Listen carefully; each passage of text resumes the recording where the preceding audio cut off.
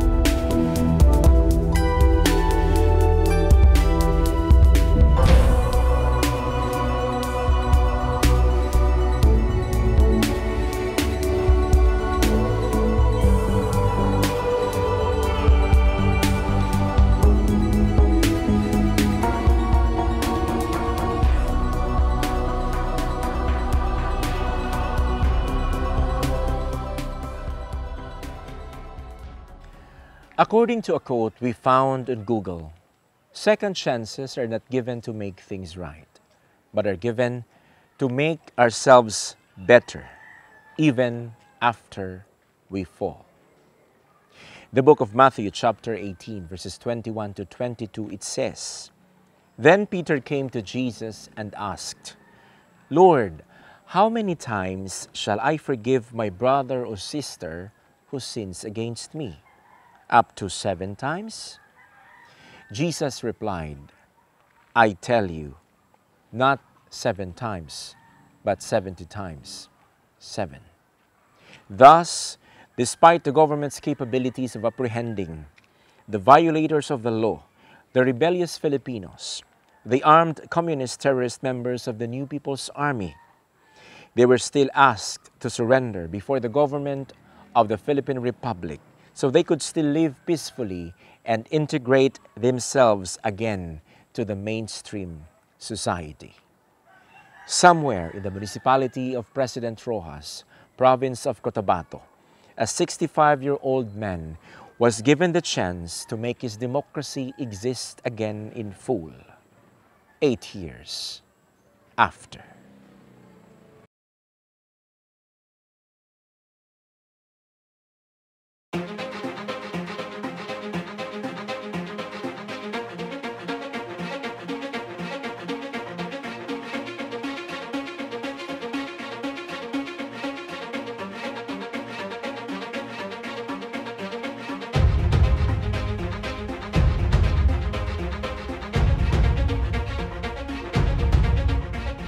Simula noong 1983, armadong NPA na si Patricio Nadong o mas kilalang si Tatay Chris. Ngunit taong 1986 hanggang 1991, naputol ang koneksyon ni Tatay Chris sa Kilusan. Nang ipinatupad ng Communist Party of the Philippines ang kampanyang Ahos na naglalayong lipulin ang mga tagapasok sa loob ng Kilusan, ay nalinyahang muli ng NPA si Tatay Chris. Mula noon, ay walang tigil na siyang naging bahagi ng lahat ng aspeto ng CPP. Dahil sa kanyang kakayahan sa pagsasalita at pag-oorganisa ng masa sa kanayunan, pinagkatiwalaan siyang mamuno sa pangmunisipal na organisasyon. Hinirang siyang Municipal Chapter Chairman sa nagkahiusang mag-uuma sa Agusan Sur o Nama Sur taong 1991. Umakyat siya sa provincial level at naging auditor ng Nama Sur taong 2005. Taong 2007 naman ay iniluklok siya bilang regional auditor ng Kilusang Magbubukid ng Pilipinas sa Region 13 o Caraga Region. Dahil naging mainit ang pangalan ni Tatay Chris sa buong Agusan del Sur at dahil nasangkot siya sa isang kaso pwede niyang ikahuli, ay nagpasapi siya sa kaalyado nilang New People's Army noong 2013. Sa loob ng NPA, Ginawa siyang political instructor 1 and 2. Ngunit mataas man ang kanyang katungkulan, impyerno naman ang bawat araw sa kanya dahil hindi niya alam kung siya ba ay mabubuhay pa. Katong pagsulong dia sa gitawag nila nga Mampait. Dili sakop sa sitio Kinangkog Mampait, sakop sa Mansanitas Lorito. Giatake mi og Hulyo, giundangan mi og Nobyembre. Isa ka sa mi maneuver naay persa. So magka-inkwentro gyud.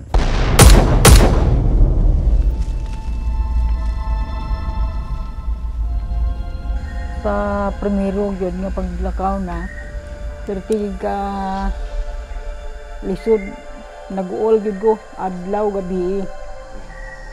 Nya kay labi na to kay ga-eskwela pa tong akong kinamanghuran high school fourth year. Naglisod gyud ko kay sa paggasto nga daan lisod magtrabaho sa umawi basakan.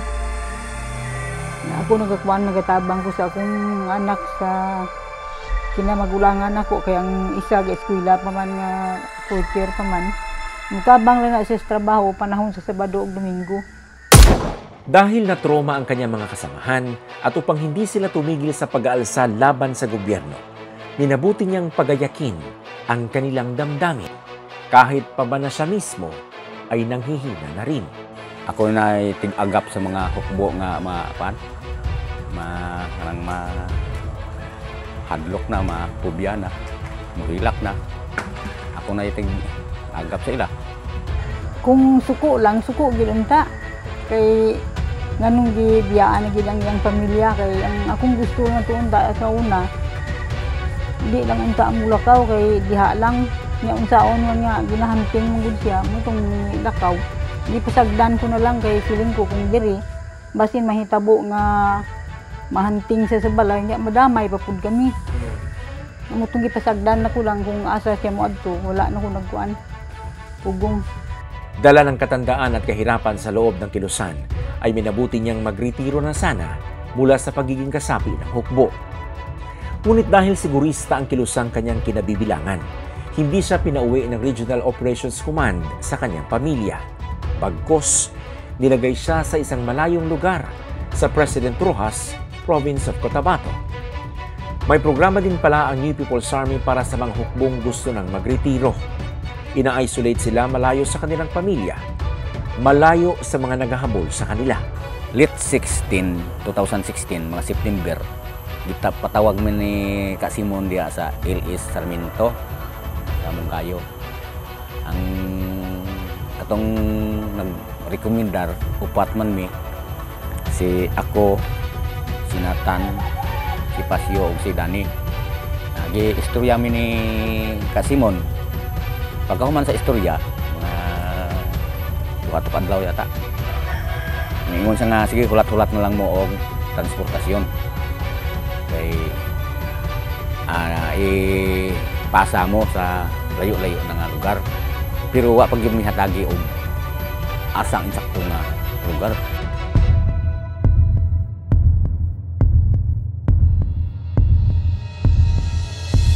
Naipanahon ni gabi nga di ko makatulog, akong ginahuna-huna, asa nakahato siya, unsa iyang giabutan. Unya sa among kabahin, nagahuna-huna pud ko nga lisod jud kaayo. Pero wala namang ko'y mahimo kay wala mo kabalo kung asa na. Mula LS Sarmiento sa Mungkayo, Davao de Oro, ay bumiyahe siya patungong Panabo City, Davao del Norte. Mula dito ay hinatid naman siya patungong Crossing Abas ng Arakan, Province of Cotabato. At galing Crossing Abas ay dumiretso sila dito sa Sitio Marinangao, Barangay Sarayan, President Roxas, probinsya pa rin ng Cotabato. January 2017, nang dumating dito sa Marinangao si Tatay Chris. Dito, nadatnan niya na si Nathan, ang nagsilbing leader sa kanilang maliit na village na may naipatayo ng bahay. Nagbigay di umano ang kilusan ng 48,000 pesos na halaga upang panimulan nila sa kanilang tirahan at kabuhayan. Kalaunan, Abril sa nabanggit na taon, ay dumating din dito sa Marinangao si Pasio. Sumunod sa kanya si Danny na dumating dito sa buwan ng Setyembre sa nasabi ring taon. Batay sa natanggap na impormasyon ni Tatay Chris mula kay Nathan, hindi daw sila dapat mag-alala sa kanilang pamamalagi dito dahil accredited na sa barangay ang NGO na SALT RD o Science Alternative for Rural Development na siya umanong may hawak sa kanila. Dagdag ni Tatay Chris, ang SALT RD ay pinamumunuan ng isang simbahan na kaalyado ng NPA. Payapa man ito kung maituturing. Wala mang palitan ng putok sa paligid, ang maririnig ay tila patuloy ang pagkabalisa nilang apat. Kaya naman, ang tila retirement nila ay nagsilbing panghabang buhay na kulungan sa loob ng 4 na taon.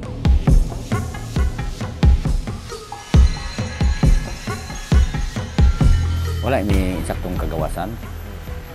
Kami saktong gawasan. Unang request na ko unta to, pantuon ako ang asa kong asawa. Dili man itugot. Kung sa kinangalanon na mo dito sa sentro, bisan magpagupit. Siya naghatag og signal. Kan jud, sigpit ang demokrasya. Ana ba? Ako, na ako'y huna-una na hibalaan man ako na unsa nang sigpit nga demokrasya. Pero kuan lang pud nako kay iya man kong hulgaon nga wanted ra ba ka? Di uyon lang pud ko. Pait man ang nahitabo sa kinabuhi ni Patricio Nago, mas nailang si Tatay Chris sa rebelling New People's Army o Communist Party of the Philippines. Apan, saksi kining maong payag na nasa kong likod karon, labot sa iyang kabaguhan. Tungod ni adtong February 8, 2021, dinhi sa sitio Marinangao, Barangay Sarayan, Munisipalidad sa President Roxas, Probinsya sa Cotabato. Gi-raid sila, uban ng mga kauban na retiree usab sa NPA. Gi-raid sila sa kapulisan, duyog sa mga sundalo.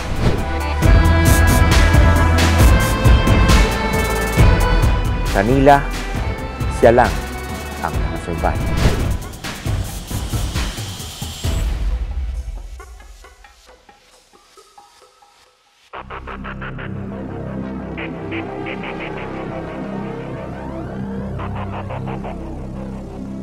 Pagka February 8, 2021 nga kadlawon to, man akong bana-bana po, man ako mataan ang oras, wala pa ila 5. Pero ako may una permi nagakuan god ga mata mag-init og kape unya maglungag. Pagka human na lakaw ko, manglawog ko ng akong anay dito dayon sa uma. Ang human ako haling sa natak-ang akong kape, nilagubo man ang pertahan dito sa mayor. So ako analysis nga may mga dili mayo nga kuan. Abot nga kining kahintang dili kuan siya. Dili siya kasagaran nga kahintang. Kay kung naamay mo kuan diha sayo, manawag man na ngayo. Kalit man, nagubo pa gyud. So kay nakaabri naman ang pertahan sa kusina. Wala po hagdan to, nubo rang yuta. Ni ana lang ko dito. Step down. Nga ni ana ko dayon sa kural sa katong kanding. Ana dito. Ay may dalan man dito, ana dito sa katong lumboy. Isubay ko ana. Pag abot na ko sa diha pa ko sa kuan, wa pa ko kaabot sa lumboy, diha pa ko sa kural sa kanding. Nakadungog ko dapa-dapa. Diretso gyud ko pa ibabaw dito sa katong ambot mo kaabot mo dito sa katong lumboy. Dito ko, di na madungog ang istorya. Ang nadungog lang nako, buto na. Pagka buto, ni diretso ko, pero ang nahitabo, nagkaana-ana ko. Hangtod ka, nakaadto kong balay dito sa kining ermita, na proof leader dito po. Nagingan lang nila Gimo, kailangan po namo, si Gimo.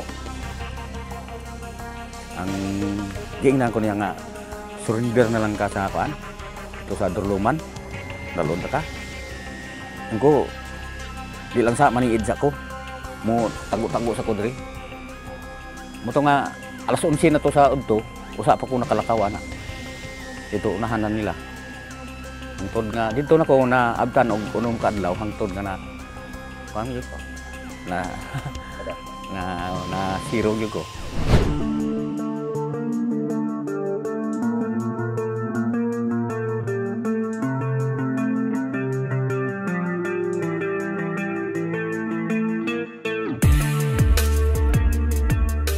Yung area of operation ng 1002nd Brigade, part of Region 11, part of Region 12, and part of Region 10. Kaya regional tri-boundaries. Yes.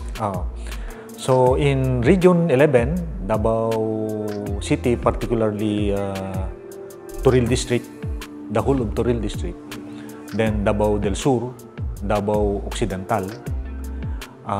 In Region 12 naman, yung GMAM of Sarangani,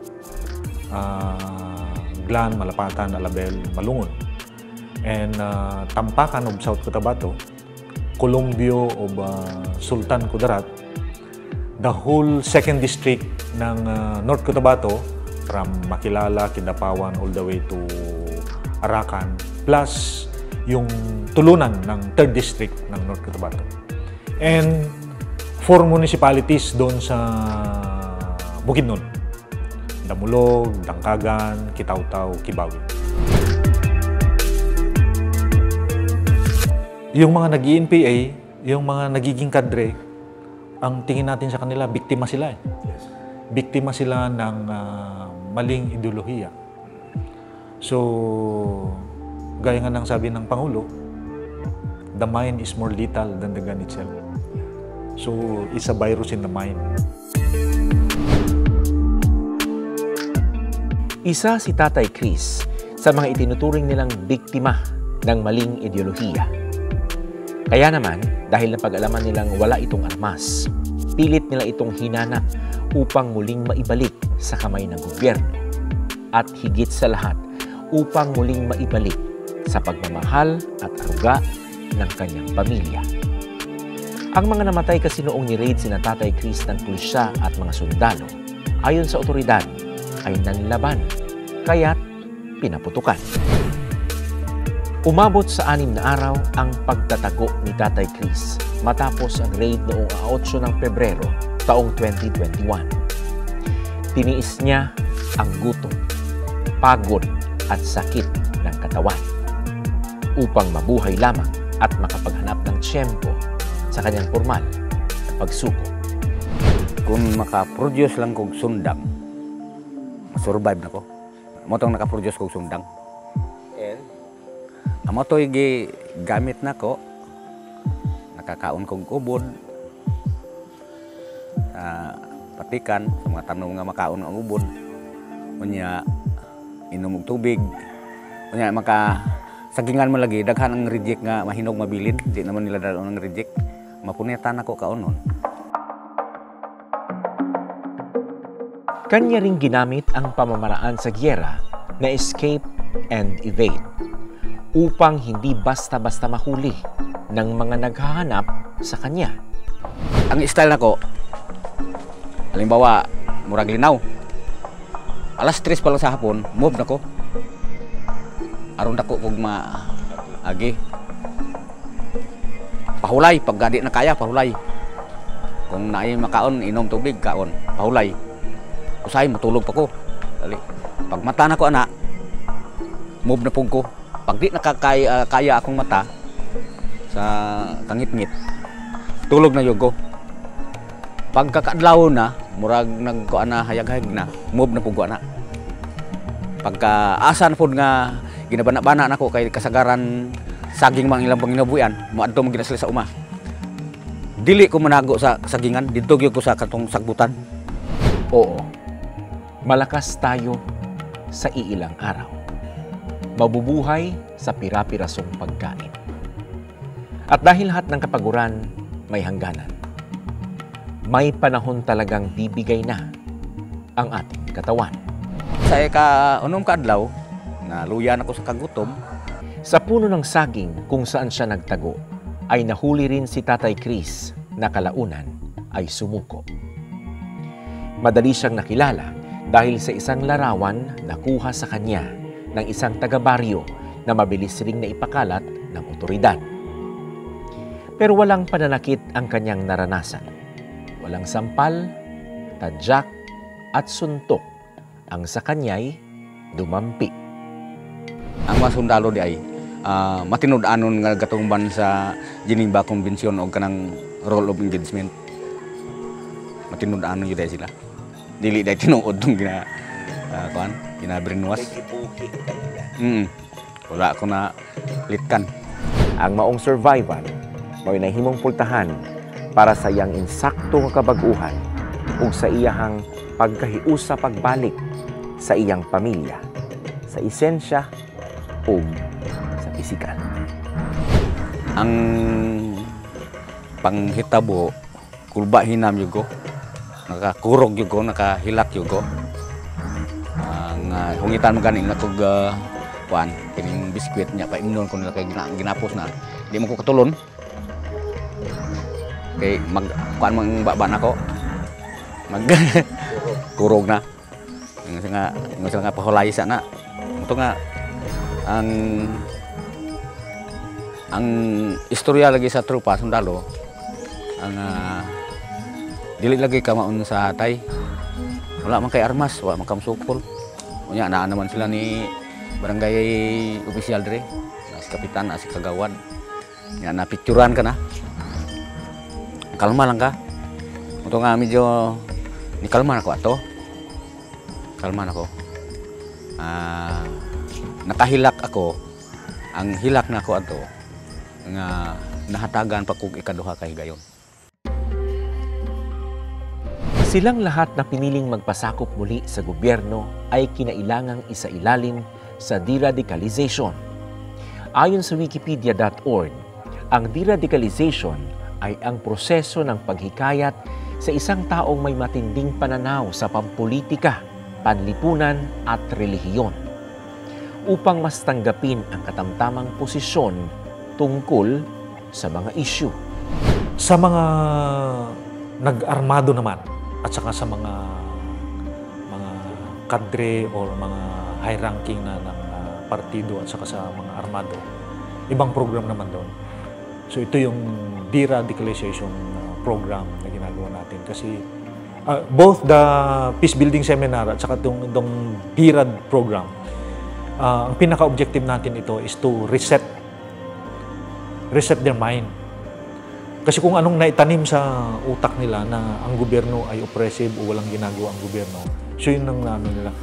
Kasi may hate, may tinatanim na galit sa utak at damdamin ng mga tao sa barangay at saka sa mga individual. Nakatulong naman ang deradicalization upang ang isang rebeldeng gaya ni Tatay Chris ay matulungang maibalik muli ang pananaw at paniniwala sa kultura ng isang pamilya sa bansang Pilipinas. Napadami, napabilis yung pagsusurrender through family tracing. Family tracing. So pinuntahan si nanay, pinuntahan si kapatid, kung anong problema ng pamilya, tinulungan. So itong pamilya, nag-connect doon sa anak na nandun sa bundok. So yun yung simula ng Kaya nung nag-conceptualize kami ng aming campaign plan sa brigade is empowering freedom. Daghan lang mga istorya Sama-sama. Kanang ingon sila nga tuano sa bukid, nya may panahon nga istorya nga nang wala na siya daw, patay na daw. Nya nay istorya pag dito nga nadakpan na siya, na daw siya sa dapikol. Nya sa akong kabahin, gipugos na ako akong kaugalingon nga madawat ang tinuod kung tuod man gyud kay wala naman tay mahimo kung patay na man gyud. Mutong sa kadugayan mga tulo na siguro to ka tuig duha. Murag na anam na ko ka wala sa kong hunahuna. Kay ako laman gihapon ang mag-antos, konsumisyon. Ang akong trabaho nagsuroy-suroy lang kung panahon nga ay mga okasyon, nagkuan lang ko dito, nag-apil-apil para malingaw ba. Sinikap ng 102nd Infantry Brigade na maipakitang muli sa kanyang pamilya si Tatay Chris. Kaya naman, ilang araw mula lang siyang sumuko ay pinapunta sa halfway house sa Magpet ang kanyang pamilya. Hindi nakuna ng mga sundalo ang tagpong iyon. Kalipay nga di masabtan. Perti ang kalipay tapos murag dako man pud akong pasalamat nga buhi. Nga wala ginapunggan nga nakahilak pud siya, nakahilak pud ang mga anak apil ako. Hilak tos kalipay ba. Hindi naman nakontento si Tatay Chris na pawang siya lamang ang bibisitahin ng kanyang pamilya. Ibig niyang makita at mayakap ang kanyang mga apo. Gusto rin niyang masilayan ang lupang kanyang sinaka at ang bahay na kanyang ipinatayo. Auntie, positive diri sa angkol sa 72. Singko ay salamat, tinuod gigana. Niya tinuod kay akong na istorya niya. Niya pagdugay-dugay sila niya, paistoryahon niya daw. Niya, sige kung hulat-hulat ng mga-istorya kay dugay ng makasulod yung tawag. Pag tawag niya, akong ipangamustada yun. Singko ay, siya manggid ni, kay iya manggid nga tingog. Singko niya, kamusta man ka? Mga diri ko sa kuan. 72. Dakop daw siya. Tapos niya okay man kahimtang ko diri, wala man ko sakit. Tugtugan na yun siya, ginatiman man daw siya. Bakas sa mukha ni Tatay Chris ang pananabik na makita ang mga apo na simula nang ipinanganak ay hindi pa niya nahawakan at nayakap. Upang nang sa gayon ay maipadama niya ang pagmamahal sa mga apo, ay huminto kami sa isang convenience store sa Davao de Oro.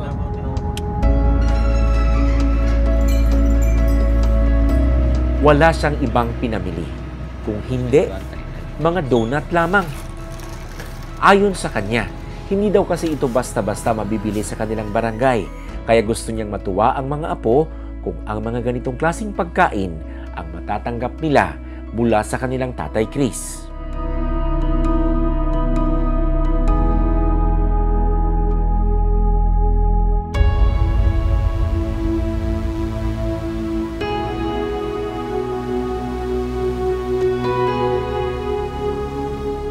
Napansin namin kahit pwedeng ibaba muna ni Tatay Chris ang kanyang mga pasalubong, ay minabuti niyang hawakan lamang ito. Hinigpitan pa niya ang paghawak dito. Ang isang lolo nga naman, gagawin ang lahat upang ang mga apo ay mapasaya lamang. Nang dumaan kami sa bayan ng Trento, Agusan del Sur, ay nakisuyo na naman siyang huminto muna upang mamili na naman. Laking gulat namin na donut pala ang binili niya. Pandagdag daw sa una niyang nabili. Medyo may kamahalan kasi yung nasa convenience store, kaya tinipid niya ang natitirang pera upang madagdagan pa ng isang box ang pinamili niyang donut. Ayaw niya kasing magkakulang sa pasalubong, kaya dinagdagan niya. Gusto niya ng sulit na pasalubong. Kaunting bagay lamang ito para sa 8 taon ng pagiging wala para sa kanyang mga apo. Habang sabik siyang makauwi, minabuti kong siya ay kausapin. Sige tay, kung sa imuhang masulti karon sa imuhang pagbiyahe na pabalik ta sa imuhang dapit sa Loreto. Siyempre, hinam yun. Makita na ko akong pamilya. Taon-taon na po may nga wala magkita. Nga, murag dili mahurot og sulti nga gibati sa kan murag dili nimo may kuan ba, pero at least nga sa unod yun, sa sunod yun naga kuan yun nga pingin babaw gyud ang kanang gusto gyud makita na akong mga pamilya, labi pa sa akong mga apo o katong mga sa yuta nga na develop na ko kaniadto. Okay. gusto gid ako nga makasaksi ko kay bisan nagtawag akong anak nga mao na nahitabo diri sa umatay pero gusto na ko gyud makita yun ko. Unsa ka importante sa imuhang mga apo, imuhang mahimamat, magunit kay ingon ka sa ato ang privileged conversation nga nakita lang nimo sila buhi pero video.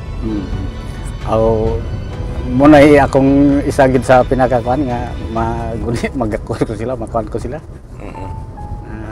Kuan ako sila na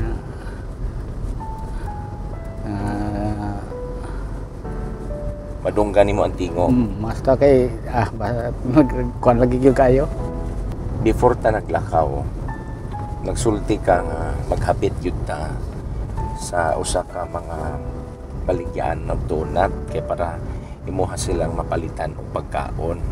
Nganong kini man imuhang gustong ipasalubong sa imong mga apo? Ang bisan pa sa sulod pa ko sir, nagahuna-huna na daan ko nga mo kuan jud ko makita na kong akong apo. Mo hatag jud ko mga regalo bisag gamay lang jud nga ekspresyon. Aron nga ipabati nako nga kuan ginako sila, gihandom ginako sila jud. Bisan sa kaning mga timaan lang nga gamay lang kayo nga mga butang pero at least nga nakahuna-una ko nga maghatag ani nila nga kuan jud. Importansya ba?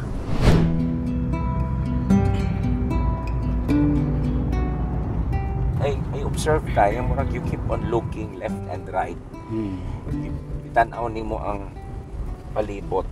Unsa man nakigina dum-dum sa mga unang panahon. Kay kini manggod sir nga dalan. Perting lisura gini nga dalan. So believe jud ko sa gobyerno kay na kuan ilang mga social services nila nga nahatag sa katawhan ba. Kay kini lisod jud ni kayo jud. Mo pag-open ani nga gi-scripan pa lang ni Congressman Babe Similiana Plaza. Ang pakyaw namo sa motor kuan kanang 700 mugawas mi gikan Lorito pag Trinto 700 sa sapa kanang diha sapa nga sa ihawan 50 pesos ang karga namo diha sa piribot magtabok mi so mo gasto mi og kuan so mao na nga nakita nako nga dako kausaban. Dako gyud kausaban gyud siya. Okay. So dako kausaban unya. Tanaw nimo kung nagpabilin ka sa kalihukan. Makita pa ka nimo ni nga klase nga kalambuan karon. Kung nadisgrasya ka ako ato, kung na puruhan ko ato, di nagyud nako kasaksian eh. Kahit ako na matagal nang hindi nakabalik ng Loreto mula nang nagpunta ako dito, sa panahon ng aking coverage sa GMA bilang reporter, ay namangharin sa pagbabagong natamasa ng buong bayan. Konkreto ang kalsada, bago ang mga gusali, lalo na ang gusaling pangbayan ng Loreto. Mga bagay itong akala ni Tatay Chris na hindi niya masisilayan habang buhay. Ngunit may pag-usad pa lang nangyayari. Kailangan lang hintayin ang ebolusyon ng bawat pananaw, paniniwala, bagay at lugar. Matagal kaming nagmasid sa kung ano nga ba ang magiging reaksyon ng isang dating rebeldeng matagal na nawalay sa kinalakihan at kinagistang lugar. Pangako ni Tatay Chris sa akin, hindi siya iiyak. Matigas daw siya, matibay ang loob. Ako bilang mamamahayag at dokumentarista ay hindi maiwasang magtanong, ganito na lamang ba katigas ang puso ng isang dating rebelde at organisador ng masa? Right this time, we are in a barangay somewhere in Agusan del Sur, and we are covering a story which is very important in the course of the government, especially on their fight against communism, against armed conflict. So right this time, naimuuli sa iyahang pamilya aron himamaton sila 8 years after. Pero, totoo nga ang kasabihan. Walang matigas na tinapay sa mainit na kape.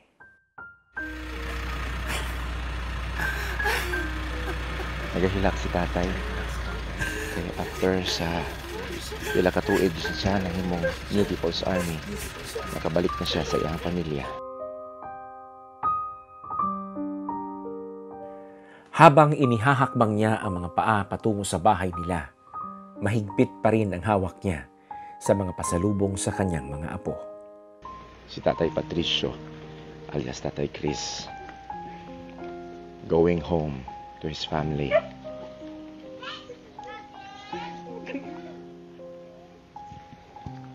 Eight years after, kita niya iyang balay ng Lipuyan.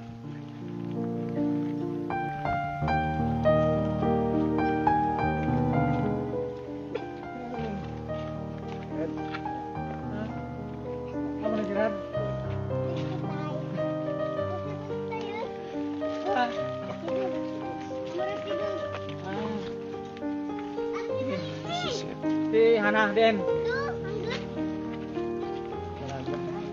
Oh, iya. Hana. Kenalan Si Tatay Patricio. Ha?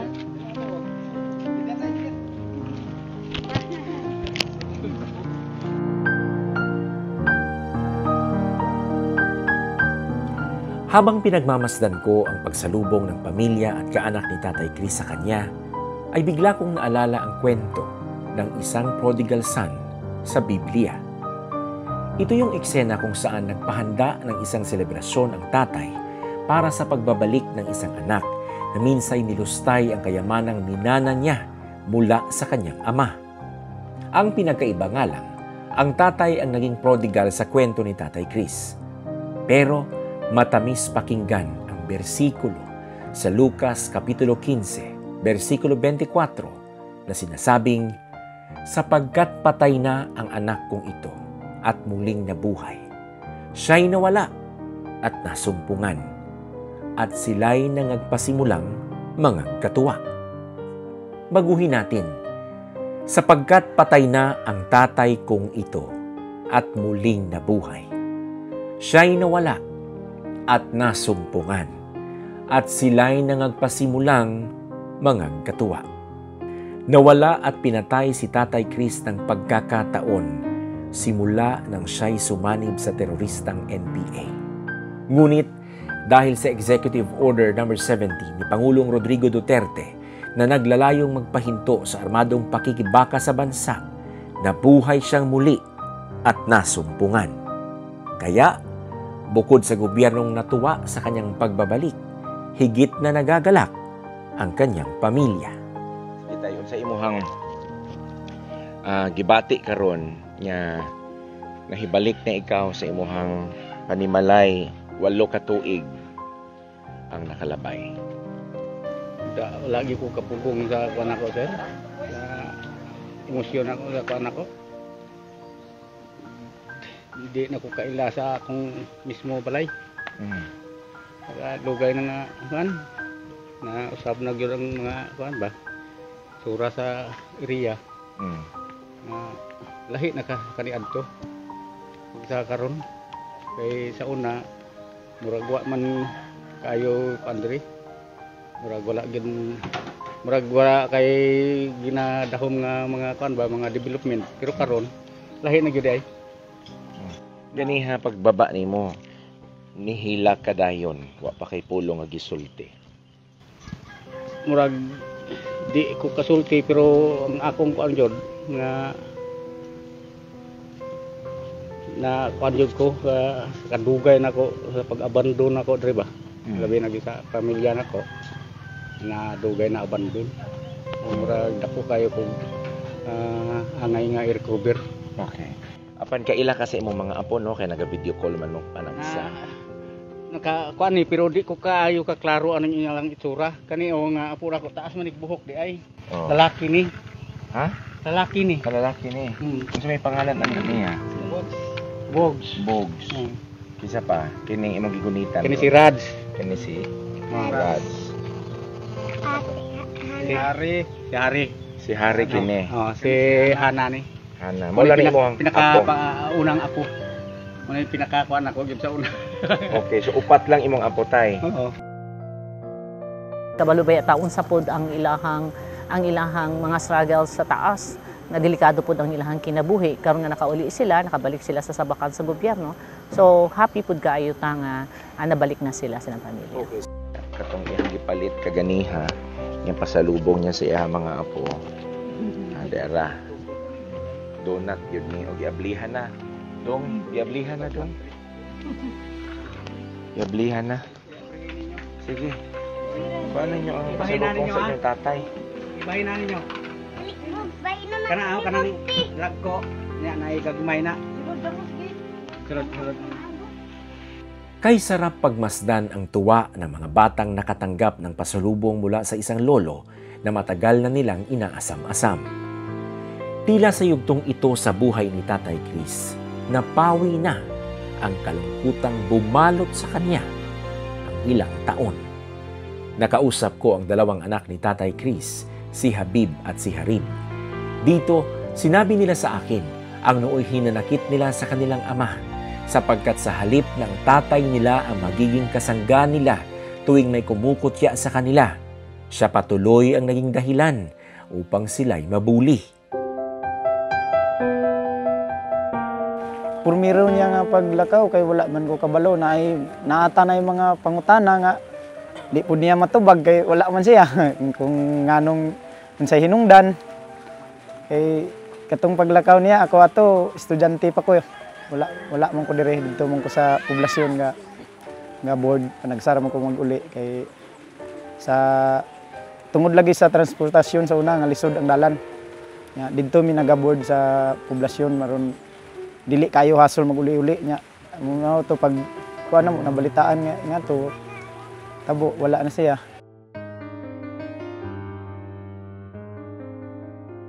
Purmiro gi kuan gid mi bati gid mi og kalain sa iya kay siyempre mo feedback biya sa amuha nya init pa kaayo sa kadugayan nagnawala na naman kay nakapokus na mi sa among pagpanginabuhi ba sa among pagbasak.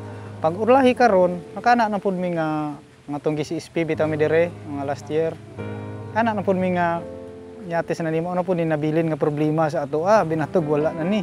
Wala na siya dire gibilinan pigid tag problema nga ingani kami ang madamay. Ang unta og kaning naagin mi kontak sa una dugay na namo siya gi kumbinsi nga ingana. Sa pag-eskwela maka sinati ko busahib ka ng murag bullying ba mga ulit-ulit kay mahani mo mauni PE. So naagihan ya po nako na sa akong pagka-estudyante. Lumipas na ang masasakit na nakaraan. Kailangan na nilang harapin ang marami pang araw na makakasama nila ang kanilang tatay. Kaya, sa halip na magalit, tila sila rin ang tatay sa kwentong prodigal son na nagbunyi nang nagbalik sa kanilang piling si Tatay Chris. Siyempre, dako kayong kalipay kay wala na siya sa delikado. Unya, amo siyang makita niyang apo, kami. Sunod, bisan kami dili na pud mi mahasol, murag pares na sa una ba nga normal na ba. Wala na kanang kulbaan kay siyempre kami magay pangitaan sa iya ha. Una gid nga unay mag-abot ng mga tropa kami pangutan-on. Kumusta nya. Bati igkakakulba kay lain-lain ba ang sige pangutana sa imo nya. Kanang uban pang kasasyon nga kana wala di ay nabuhat kay layo na siya. Maapil pud mi. Bisag sa among pagtrabaho. Masol-asol gid ka sunod. Mulakaw mo sa lungsod. Makaanak gid ang uban nga naana ning kuano ning anak sa kuano nga MPE ni lain pud kaayo murag magbati pud tag kaulaw lipay kayo nya siyempre bisag kinsa man siguro sa kadugayon nga wala mi nagkita karon nga nakauli siya sa sulod sa 8 ka tuig nalipay gid mi tibuok mo pamilya lipay gid mi nga dakong buhi kay sa una pagkawala niya, daghan may istorya nga namatay, naigo na. May nga nga istorya ba? Kami wala pud mi nagdahom nga didto di ay nakaabot. Purmiro gani pagkakatong tinuod na, murag wala dayon gani mi nagtuo kay mga kalayo na di ato. Nga diri ra siya sa una, anong makaabot dito. Mo to nga gi pa subay-subay sa mga parenti ng mga sundalo, na-tres pud nga tinuod di ay.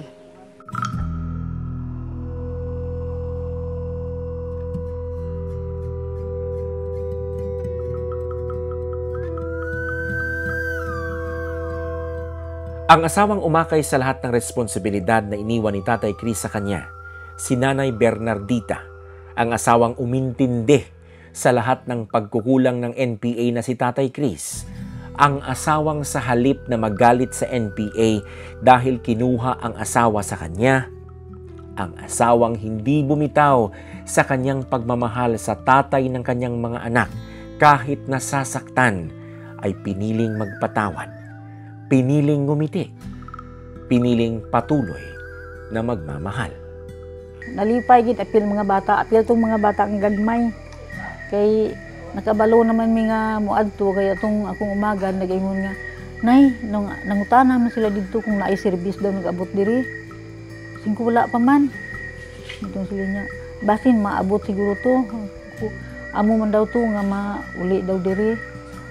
Ang mga bata kay nakadungog, kay may mga buot naman to, perti ilang kalipay, kala dagandagan, kay abot daw ilang tatay, makita daw nila.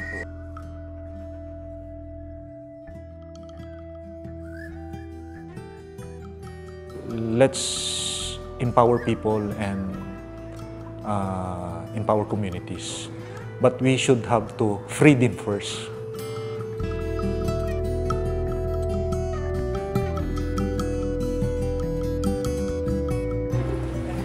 Human nakig-reunite si Tatay Chris o Tatay Patricio sa iyahang pamilya. Dali dayon siya nag-imbitahan sa ilahang sitio government aron siya usab makighimamat sa iyahang mga kanhi kapwa residente dinhi sa sitio Moto, Barangay Poblasyon Loreto, Munisipalidad sa Loreto, Agusan del Sur. Aron siya usab maghatag og katin-awan nga sama niya kung kinsa man ang nahitumpawak paghihapon o naagihapon sa kamot sa Communist Party of the Philippines o nagpagamit gihapon sa New People's Army, sama niya pwede gayud nga mo surrender. So naghimo siya og pagpangumbinsi, no? Wala gid sa plano nga mangumbinser siya sa iyang mga kapwa residente apan gikinahanglan ang iyang presensya nga magpadayag usab sa kung unsa man ang gibuhat sa iyaha sa gobyerno human siya nadakpan o nakabaton og status nga surrender. Una nga mapasalamaton siya nga iyahang nakita ang iyahang mga taga-baryo, kapwa taga-baryo og karon nahinatusab siya nga unta doon na pailain sama niya nga kauban niya kaniadto nga mohawa lang yun sa sabakan sa rebelding New People's Army.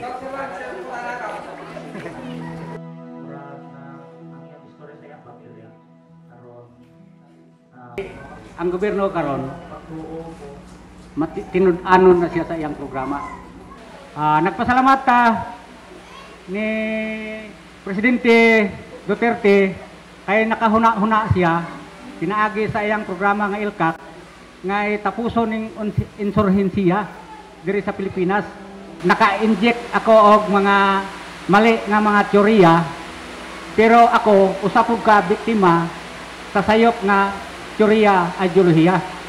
Kinsa tong nakahuna-huna pa og katong sayop nga ideolohiya mo balik na ta sa demokrasya. Mabuti na lang, hindi pa huli ang lahat para kay Tatay Chris. Kanyang naramdaman ngayon ang nooy pag-asa lamang. Sa totoo lang, tagumpay ng sambayanang Pilipino kung maituturing ang kanyang pagbabalik at pagkaisang muli sa kanyang pamilya. Dahan-dahan, sa pamamagitan ng bawat kilos ng mga taong nagmamahal sa bansa na naipagbuklod-buklod ng iisang layunin, naghihilom ang malalim na sugat dala ng rebelyon at revolusyon ng CPP, NPA, NDF. Ay kung sa akong kabayan lang gigid maayo, Kay nganuman maguba ang pangabuhi sa isa ka pamilyado. Kay kung may mga ilabi na may mga bata nga gagmay, kaluoy kaayo ang mga bata. Bisan ako gani nga dagko na akong anak na lisdan gid ko. Kay kung ilabi na sa panahon nga magsakit ang mga bata, wala gid kay timbang, imo lang gid tanan nga nanay ang problema. Tama ang ating Pangulo na tuldukan na siya kasi ito yung pumipigil ng ating pagunlad, pumipigil sa progress ng human capital natin dahil apektado ang community. Ito din ang nakapag-divide sa atin bilang bansa dahil sa maling ideolohiya. Nagpasalamat yun ko diri sa pamunuan sa mga kasundaluhan o ngadto sa iyang mga ginsakpan nga na gidungog nila ang akong mga panginahanglanon sama sa material o kining emosyonal no nga panginahanglanon na hatagan na siya og ingon ta dili man 100% pero at least dako na nga percentage ang na kuha nila na provide nila sa ako. Alam mo, Sir John, iba yung iba yung happiness, kasiyahan na maramdaman mo na ang iyong kapwa ay na-rescue mo ba from being a victim. Tapos na-reunite mo with his or her family. Maliit na kontribusyon sa buhay ng tao but mukhang malaking impact doon sa pamilya. Kasi nabuo yung pamilya, na-save ang tao.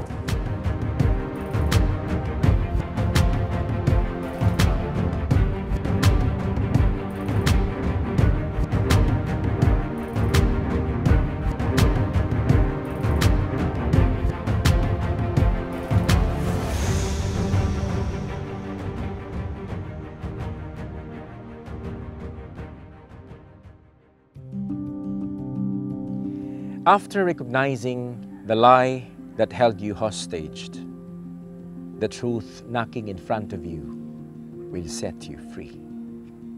We are glad that an old man like Tatay Chris has been granted finally his freedom from the beliefs and principles he held for years.